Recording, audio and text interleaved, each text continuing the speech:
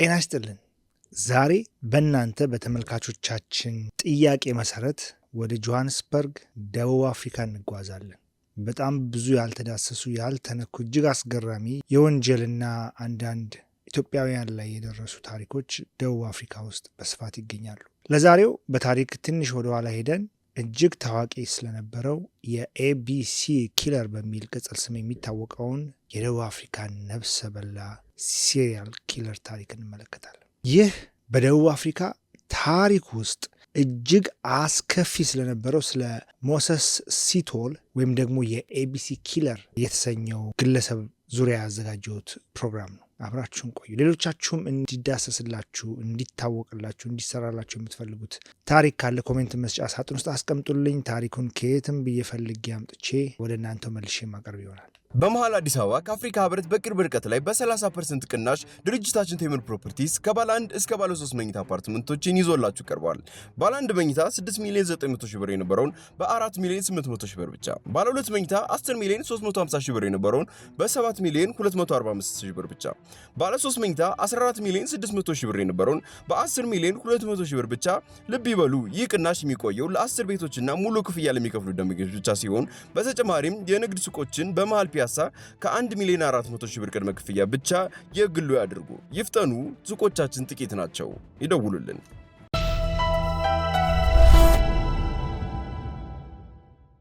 በ1990ዎቹ አጋማሽ ደቡብ አፍሪካ ዳግም የተወለደችበት፣ ነገሮች እንደ አዲስ ተስፋ እየፈነጠቁበት ጊዜ ነበር።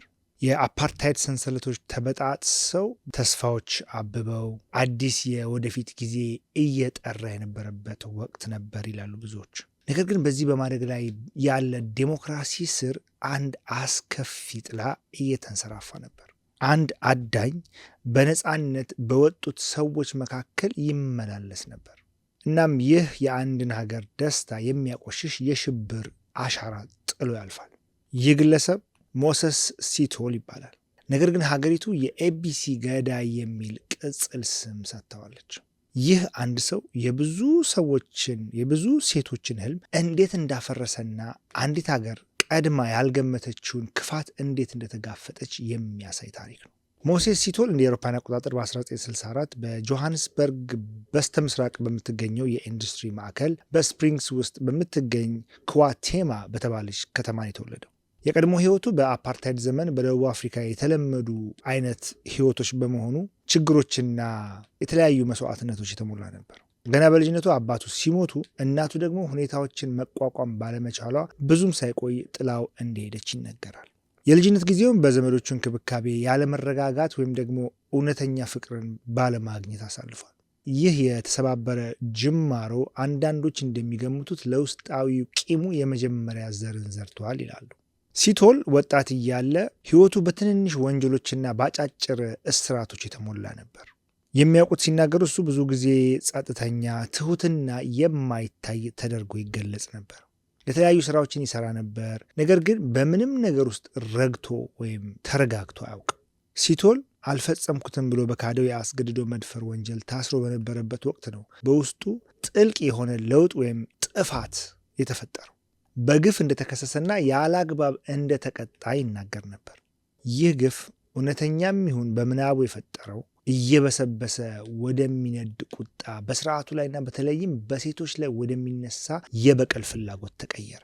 እናም በ1994 እንደ አውሮፓውያን አቆጣጠር ደቡብ አፍሪካ የመጀመሪያውን የዲሞክራሲያዊ ምርጫ ስታከብር ሲቶል ከእስር ተለቀቀ። ሀገሪቱ ደስ ሲላት፣ በሲቶል ውስጥ ግን የተለየ ነፃነት ነደደ። አዲስ ሰይጣናዊ የሆነ ነፃነት፣ ምናባዊ ፍላጎቱን የመፈጸም ነፃነት፣ ለዓመታት ሲብላላ የነበረውን ቁጣ የመልቀቅ ነፃነት። እናም ኢላማው ግልጽ ነበር። እርሱ በደረሰበት ግፍ ወቅት ተሰምቶት የነበረውን ተጋላጭነት የሚያንጸባርቁ ተጋላጭ ሴቶች። 1994 የፈረንጆች አቆጣጠር ተወዳዳሪ የሌለው የተስፋ ዓመት ቢሆንም አንድ አስፈሪ ምዕራፍ የሚጀመርበትም ተመሳሳይ ወቅት ነበር።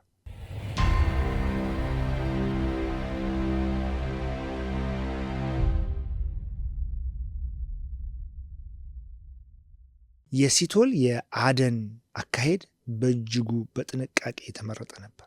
በጆሃንስበርግ ዙሪያ ያሉ ሰፊና ተስፋ የቆረጡ መንደሮች ወይም ታውንሺፕስ የሚባሉት ውስጥ እንደ አተርጅቪል፣ ቦክስበርግ እና የክሊቭላንድ ያሉ አካባቢዎች በኋላም የኤቢሲ ገዳይ ወይም ኤቢሲ ኪለር የሚለውንም ስም እንዲያገኝ ያደረጉት ናቸው።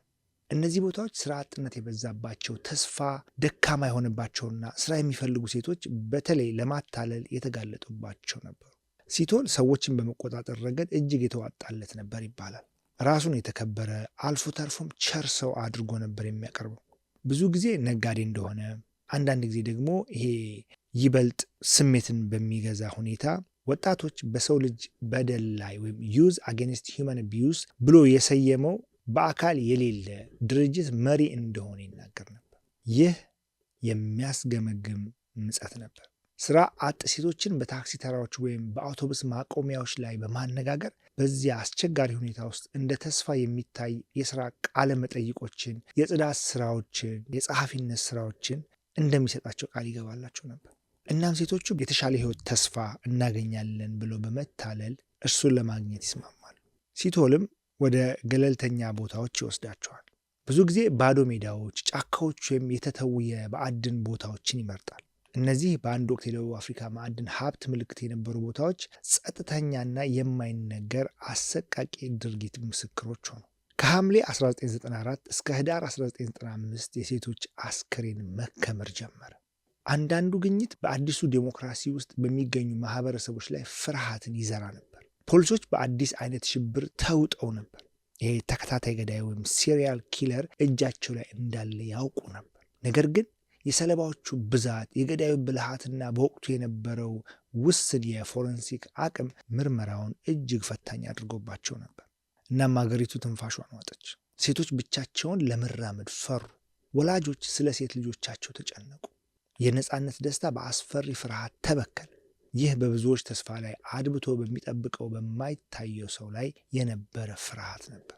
እናም የኤቢሲ ገዳይ ምርመራ በደቡብ አፍሪካ ታሪክ ውስጥ እጅግ ትልቁና ጠንካራው ሆኖ ተመዘገበ። መርማሪዎች በመቶዎች የሚቆጠሩ መረጃዎችን በመመርመር በዚህ ዘግናኝ እንቆቅልሽ ውስጥ ያሉትን ነጥቦች ለማገናኘት ደከመኝ ሰለቸኝ ሳይሉ ሰሩ። አንድ ወሳኝ ማስረጃ መታየት ጀመረ። የአሰራር ዘዴው ወይም የአገዳደል ዘዴው ተመሳሳይነት፣ የሰለባዎቹ አይነትና የወንጀሎቹ መልክ፣ ምድራዊ ስርጭት። የሟቾቹ ቁጥር እየጨመረ ሲሄድ የህዝብ ግፊት እየበረታ መጣ። ፍርሃቱ ወደ ቁጣ ተቀየረ። ፖሊሶቹ አንድ ትልቅ ግኝት፣ ከዚያ አዳኝ ጋር የሚያገናኝ የሚጨበጥ ማስረጃ እንደሚያስፈልጋቸው ተረዱ። ያ ማስረጃ የመጣው በእድልና በጥንቃቄ በተሰራ የፖሊስ ስራ ነው። በዚህ አጋጣሚ ጥቂት ሴቶች ከገዳያቸው ከሲቶል እጅ ማምለጥ ችለው ነበር፣ ወይም ደግሞ ቀርቧቸው የተጠራጠሩ ነበሩ። የእነሱ መግለጫዎች ምንም እንኳን ቢለያዩም ጸጥተኛ፣ ትሁት፣ ጥሩ የለበሰ፣ በዝግታ የሚናገርና ስራ እንደሚሰጣቸው ቃል የሚገባ ሰውን ምስል መሳል ጀመሩ። ከሲቶል የተረፈች ሴት ወሳኝ መረጃን ሰጠች። ስለ አንዲት ቀይ ባኪ ወይም ፒክአፕ መኪና ያየችውን ተናገረች። ኤሚሊን ጎብ የተባለች ሌላኛው ተራፊ ደግሞ ትልቅ ሚና ተጫውታለች እዚህ ጋር። እሷ ተደፍራ ለሞት ተትታ ነበር፣ ነገር ግን በተአምር ተረፈች። የእሷ ዝርዝር ምስክርነት እጅግ ጠቃሚ ነበር። ፖሊሶች ስዕሎችንና ለህዝብ ጥሪዎችን አወጡ። መገናኛ ብዙሃን መረጃዎችን በማሰራጨት ረገድ ትልቅ ሚና ተጫውተዋል ይባላል በወቅቱ። ምንም እንኳን ይህ ሳያውቁት ሽብር ቢጨምርም መረጃዎች ይጎርፉ ነበር። አንዳንዶች ጠቃሚ፣ ብዙዎቹ ግን ምንም የማይጠቅሙ ነበሩ። ነገር ግን መረቡ ቀስ በቀስ በሞሰስ ሲቶል ላይ እየጠበበ መጣ። በመሃል አዲስ አበባ ከአፍሪካ ህብረት በቅርብ ርቀት ላይ በ30% ቅናሽ ድርጅታችን ቴምር ፕሮፐርቲስ ከባለ 1 እስከ ባለ 3 መኝታ አፓርትመንቶችን ይዞላችሁ ቀርቧል። ባለ 1 መኝታ 6 ሚሊዮን 900 ሺህ ብር የነበረውን በ4 ሚሊዮን 800 ሺህ ብር ብቻ፣ ባለ 2 መኝታ 10 ሚሊዮን 350 ሺህ ብር የነበረውን በ7 ሚሊዮን 245 ሺህ ብር ብቻ፣ ባለ 3 መኝታ 14 ሚሊዮን 600 ሺህ ብር የነበረውን በ10 ሚሊዮን 200 ሺህ ብር ብቻ። ልብ ይበሉ፣ ይህ ቅናሽ የሚቆየው ለ10 ቤቶችና ሙሉ ክፍያ ለሚከፍሉ ደንበኞች ብቻ ሲሆን በተጨማሪም የንግድ ሱቆችን በመሃል ከ1 ሚሊዮን 400 ሺህ ብር ቅድመ ክፍያ ብቻ የግሉ ያድርጉ። ይፍጠኑ፣ ሱቆቻችን ጥቂት ናቸው። ይደውሉልን።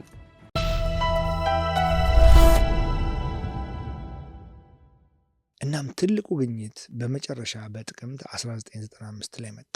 የሲቶል ዘመድ በመገናኛ ብዙሃን በተሰራጨ የፖሊስ ስዕል እሱን አወቀው። ይህ መረጃ ፖሊስን በአተርጅቪል በሚገኝ ቤት መራው። ወደዛው የሚገኝ ቤት መራው። ፖሊስ ሲመጣበት ሲቶል ለማምለጥ ሞከረ።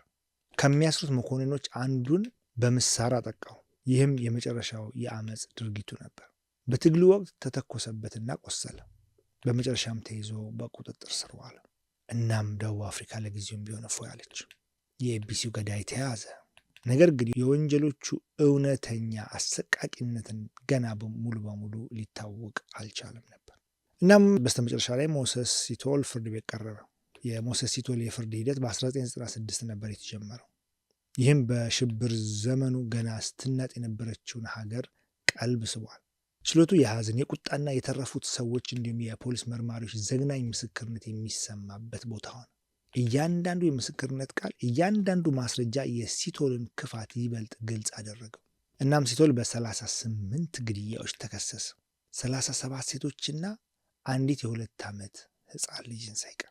እናቱ በጭካኔ ከተገደለችበት በኋላ በብርድና በረሃብ ነበር ሕፃን ሕይወቱን ያለፈው። በተጨማሪም በ40 የአስገድዶ መድፈር ወንጀሎችና በበርካታ የዝርፊያ ወንጀሎች ተከሷል። የመከላከያ ክርክሩ ደካማ ነበር። ምንም እንኳን ሲቶል እኔ ንጹህ ነኝ ብሎ ቢከራከርም ከቀረበበት ማስረጃ አንጻር ምንም ዋጋ አልነበረው። በችሎቱ ወቅት ሲቶል ድርጊቱን ለማስረዳት ሞክሯል። ይህም ቀድሞ የአስገድዶ መድፈር እስራቱ ኢፍትሐዊ በመሆኑ በሴቶች ላይ የበቀል እርምጃ እንዲወስድ እንዳነሳሳው በመናገር ነበር።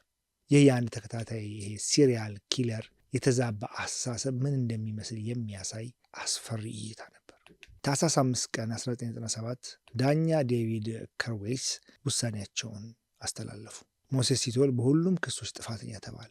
ዳኛው በወቅቱ ሀገሪቱን ያስገረመና በሕግ ታሪክ ውስጥ የሚጠቀስ ቅጣትን አስተላለፉ። ደቡብ አፍሪካ በ1995 የሞት ቅጣትን እንደሰረዘች በመገንዘብ ዳኛው ሲቶል ዳግመኛ በነፃነት እንዳይወጣ የሚያደርግ ቅጣትን ቀረጹ። 2410 ዓመታት። እንዴት መሰላችሁ? ሲቶል ለእያንዳንዱ ግድያ 50 ዓመት፣ ለእያንዳንዱ አስገድዶ መድፈር 12 ዓመትና ለእያንዳንዱ ዘረፋ ደግሞ 5 ዓመት ተፈረደበት። ቅጣቶቹ ተደራራቢ እንዲሆኑም ታዘዘ። አንዱ ሲጨርስ ወደ አንዱ፣ አንዱ ሲጨርስ ወደ አንዱ ማለት ነው። ይህም በአጠቃላይ ሲቶል የ2410 ዓመታት እስራት ተፈረደበት። በትንሹ 930 ዓመታትን ሳይፈጽም ለይቅርታ እንኳን እንደማይታይ በግልጽ ተነገረው። ማቱሳላ። ስለዚህ ይግባኝ ለመጠየቅ ቢያንስ ከ2410 ዓመታት 930ውን በፍርድ ቤት ውስጥ እስር ላይ ማሳለፍ አለበት። ይህ በመሰረቱ የዕድሜ ልክ እስራት ብዙ ጊዜ ተባስቶ እንደማለት ነበር።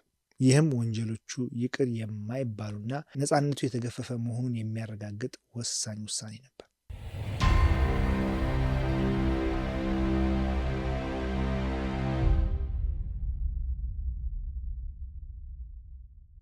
ዛሬ ሞሴስ ሲቶል በማንጋውንግ የማረሚያ ማዕከል ውስጥ የማንጓንግ ኮሬክሽን ሴንተር በእስር ላይ ይገኛል። ስሙ በደቡብ አፍሪካ የወንጀል ታሪክ ውስጥ በጥቁር መዝገብ ተጽፏል። ይህም በትልቅ ተስፋና ለውጥ ወቅት እንኳን ምን ያህል ክፋት ሊደብቅ እንደሚችል የሚያሳይ ማሳሰቢያ ሆኖ ተቀምጧል።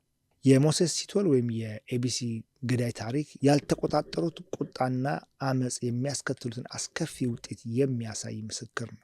ሰለባዎቹ አብዛኞቹ የተሻለ ሕይወትን ለመምራት የሚጥሩ ሴቶች፣ የአንዲት ሀገር የጠፋ ንጽህና ምልክቶች ሆነዋል። ሆኖም የእሱ ታሪኮች የማህበረሰባችን ጥንካሬ፣ የፖሊሲን ቁርጠኝነትና የማያቋርጥ ፍትህ ፍለጋን አጉልተው ያሳያል። ደቡብ አፍሪካ እንደምታውቁት ከዛ አስከፊ ዓመታት በኋላ ረጅም ርቀትን ተጉዛለች። ነገር ግን የኤቢሲ ገዳይ ጥላ እንደ ቋሚ ማሳሰቢያ ሆኖ ያገለግላል። በአንዲት ሀገር ጉዞ ውስጥ በጣም ብሩህ በሆኑ ጊዜያት እንኳን ጨለማ መንገዱን ሊያገኝ ይችላል ያስባል ነበር። እናንተስ ምን ታስባላችሁ? ስለ ሞሴስ ታሪክ የምታውቁ ሰዎች ኮሜንት ላይ አስቀምጡልኝ። መልካም ቀን።